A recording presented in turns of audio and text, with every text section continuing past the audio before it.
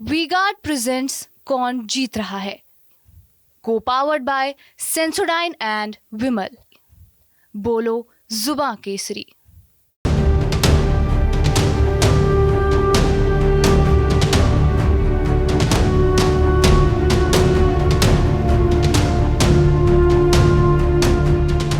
लोकसभा चुनाव के लिए 3 चरणों के मतदान हो चुके हैं।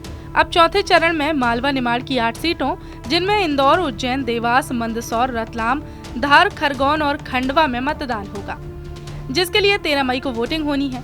इन 8 सीटों की बात करें तो इन सीटों में से अधिकतर जगहों पर कांग्रेस मजबूत। मालवा निमाड़ में एक समय में कांग्रेस का प्रभुत्व हुआ करता था। कई सांसद और विधायक इस क्षेत्र से चुनकर जाते थे। अभी भी कांग्रेस इस क्षेत्र को अपना मानती है, जिसके चलते कांग्रेस के शीर्ष नेतृत्व में दोनों प्रमुख चेहरे, चाहे कांग्रेस के प्रदेश अध्यक्ष हों या विधानसभा में नेता प्रतिपक्ष हों, दोनों मालवा निमाड़ से आते हैं। लेकिन जीतू पटवारी और उमंग सिंघार के मालवा निमाड़ से होने के बाद भी इस क्षेत्र में कांग्रेस जीत दर्ज करने में पीछे है। वहीं मालवा निमाड़ की कई सीटों पर कई कांग्रेसी काफी सालों से काम कर रहे हैं, लेकिन उन्हें उनकी महत्वाकांक्षाओं के अनुरूप पद और प्रतिष्ठा नहीं मिली, जिसके चलते नाराज होकर वे भाजपा में चले गए, तो कई ने सक्रिय राजनीति से दूरी बना ली।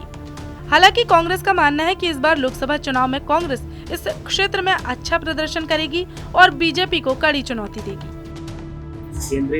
कांग्रेस का केंद्रीय नेतृत्व का कहना है कि मालवा और निमाड़ में कांग्रेस बहुत मजबूत स्थिति में, क्योंकि प्रदेश अध्यक्ष कांग्रेस का इंदौर मालवा क्षेत्र से और निमाड़ क्षेत्र से उमंग सिंघार जी पाते थे। लेकिन उसके बावजूद दोनों बड़े नेता मालवा निमाड़ से होने के बावजूद इनके कार्यकर्ता इतने सक्रिय नहीं है और इनकी, लेकिन हवा हवाई वाली बातें हैं कि ये लोग मजबूत हैं और कार्यकर्ता उतने एक्टिव नहीं है। उसके कारण इनको कहीं ना कहीं इनको नुकसान चुनाव में होगा। लोकसभा चुनाव में मालवा निमाड़ का नेतृत्व प्रदेश में होने की वजह से कांग्रेस को इसका बेहतर लाभ मिलेगा। इस बार बहुत बड़ी उम्मीद है कांग्रेस को मालवा निमाड़ से, क्योंकि प्रतिपक्ष नेता और पीसीसी अध्यक्ष इसी क्षेत्र से हैं। निश्चित तौर पर इसका लाभ कांग्रेस को मिलना तय है और एक बड़ी जीत की ओर कांग्रेस लगातार बढ़ रही है। बीते कुछ सालों से कांग्रेस के SC/ST वोट बैंक सहित अन्य सामाजिक के लोगों ने कांग्रेस से दूरी बना ली है।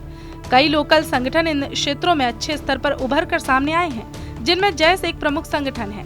कई बार कांग्रेस और जैस के नेता विभिन्न मुद्दों को लेकर आमने सामने होते हुए भी नजर आए हैं और कई बार इन संगठनों के नेताओं की आपसी रस्साकसी में इन सीटों में कांग्रेस को पिछड़ना पड़ा।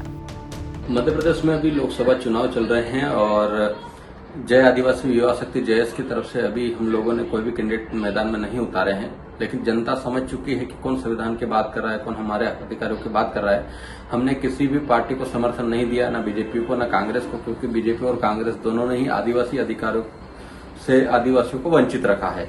चाहे वो 5वीं अनुसूची की बात हो, चाहे पेशा एक्ट की बात हो, चाहे उसके जल जंगल जमीन की बात हो। हम लोग इस बार तो कुछ नहीं कर रहे हैं, लेकिन आप देख रहे हैं कि कांग्रेस अपने आप ही खत्म होती जा रही। कांग्रेस के लोग खुद कांग्रेस को छोड़कर भाजपा में जाते जा रहे हैं और भाजपा एक अहंकार में डूबी हुई है कि वो 400 पार होने वाली है। उसका ये 400 पार का इरादा नाकाम रहेगा और हम लोग आने वाले समय की तैयारियों में लगे हुए हैं। इसीलिए हम लोग इस बार लोकसभा चुनाव में चुप बैठे हैं, लेकिन जनता से हम लोगों ने भी आह्वान किया है कि जो जल जंगल जमीन की बात करता है उसके साथ हम लोग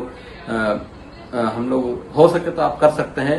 हम लोग तो 2028 की तैयारी में जुटे हुए हैं। हम 2028 में हम लोग कांग्रेस भाजपा से अलग हटकर हम लोग नया विकल्प देने जा रहे हैं, जो बहुत जल्द आप लोगों के सामने होगा। कांग्रेस का शीर्ष नेतृत्व तो मालवा और निमाड़ के लोगों पर काफी भरोसा जता रहा है और इसी के चलते यहां से कांग्रेस ने अपने 2 प्रमुख पदों मालवा निमाड़ के नेताओं को महत्वपूर्ण जिम्मेदारी सौंपी है। जहां प्रदेश अध्यक्ष के रूप में जीतू पटवारी मालवा को रिप्रेजेंट कर रहे हैं, तो वहीं विधानसभा में नेता प्रतिपक्ष के रूप में उमंग सिंघार निमाड़ का चेहरा है। फिलहाल चौथे चरण में दोनों नेताओं की प्रतिष्ठा भी दांव पर लगी हुई है, क्योंकि शीर्ष नेतृत्व में दोनों नेताओं को मालवा निमाड़ में एक बार फिर काफी उम्मीद के चलते प्रतिनिधित्व सौंपा है।